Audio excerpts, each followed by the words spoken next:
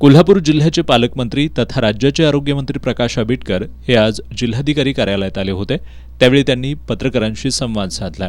कोल्हापूर जिल्ह्यात काल उपचारादरम्यान एका रुग्णाचा जीबीएसमुळे मृत्यू झालाय. या संदर्भात बोलताना नामदार प्रकाश आंबेडकर यांनी जीबीएसमुळे रुग्णांचा मृत्यू होणार नाही यासाठी आरोग्य विभाग सतर्क असल्याचं सांगितलं. बरोबरीनं दुर्दैवाने दुःखद निधन झालेले पेशंट जे आहेत ते 8 ते 9 आहे.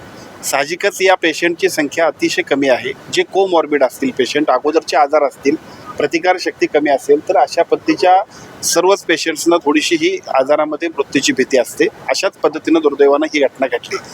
परंतु या संपूर्ण जिल्ह्यामध्ये अगोदरपासूनच याबद्दलच्या पूर्वसूचना आरोग्य विभागाच्या वतीनं अत्यंत चांगल्या पद्धतीने दिल्या जातात. लोक सुद्धा त्यांची काळजी अधिक चांगल्या पद्धतीने घेत आहेत. त्यामुळे भविष्य काळामध्ये अशा घटना होणार नाहीत यासाठी अत्यंत चांगल्या पद्धतीनं आरोग्य विभागाची यंत्रणा सतर्क आहे. शक्तीपीठ महामार्गासंदर्भात बोलताना नामदार आंबेडकर यांनी ज्या मतदारसंघांमधून हा महामार्ग जातोय त्या ठिकाणचे लोकप्रतिनिधी आणि शेतकऱ्यांच्या भावना महत्त्वाच्या असल्याचं सांगितलंय. शक्तीपीठ मार्गाबद्दल मतांतर असणं साहजिक आहे, कारण एका बाजूला राज्य शासनाच्या वतीनं हा एका मार्ग करण्यासाठीचा पुढाकार घेतला जातोय, परंतु ज्या मतदारसंघातून तो जातोय तिथले लोकप्रतिनिधी सुद्धा आणि तिथल्या शेतकऱ्यांची, जनसामान्यांची भावना सुद्धा तेवढीच महत्त्वाची.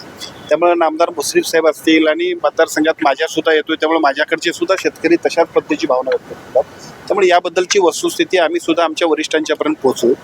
प्रकल्प व्हायला पाहिजेत, परंतु जनसामान्यांची भावना सुद्धा तेवढीच महत्त्वाची आहे. त्या पद्धतीची भूमिका सुद्धा आम्ही मांडणार आहोत. प्रसूतीपूर्व निदान तंत्राचा वापर करून बेकायदेशीरित्या गर्भलिंग निदान करणं आणि गर्भपात करण्याच्या घटना वाढत आहेत.